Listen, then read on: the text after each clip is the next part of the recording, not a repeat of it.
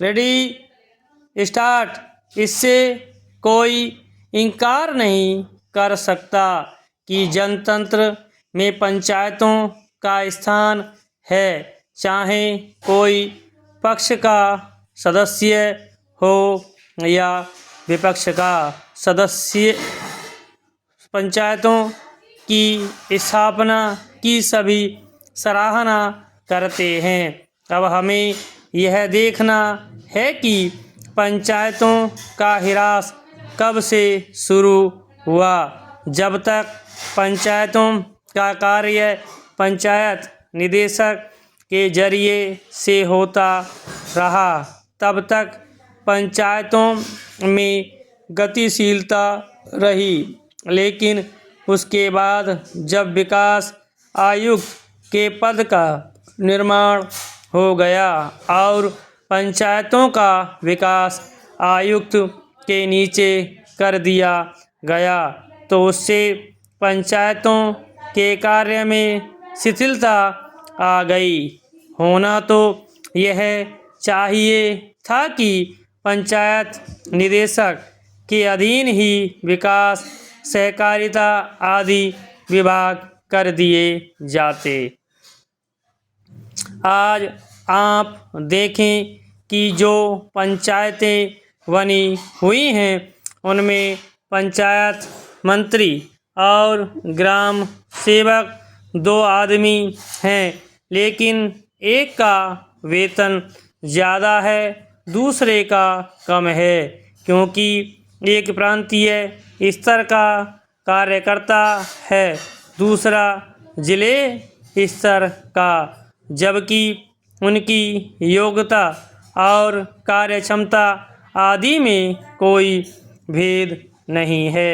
सरकार की ओर से ही गोविंद सहाय कमेटी की स्थापना इनका मूल्यांकन करने के लिए की गई थी। उसने अपनी रिपोर्ट में कहा था कि ग्राम सेवकों और पंचायत मंत्रियों के पद को एक में मिला देना चाहिए। मैं माननीय मंत्री जी का ध्यान इस ओर आकर्षित करूंगा कि वे इस असमानता को दूर करें। 7 से 11 तक एक क्षेत्र में ग्राम सभाएं होती हैं और ग्राम सेवक उस क्षेत्र में कार्य करता है और उतना ही कार्य पंचायत सेक्रेटरी के पास होता है। पंचायत सेक्रेटरी ग्राम पंचायतों की बैठक बुलाता है, उनका संचालन करता है और उतना ही कार्य पंचायत सेक्रेटरी के पास होता है।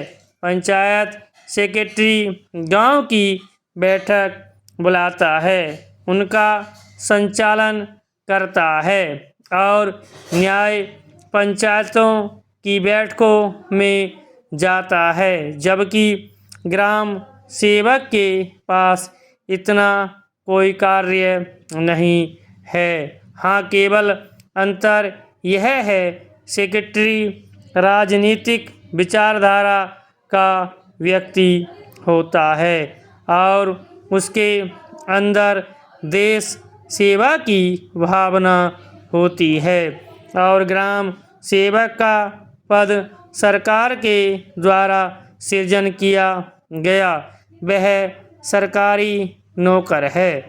मेरा विचार है, उनकी तनख्वाहों में जो अंतर है उसको दूर किया जाना चाहिए।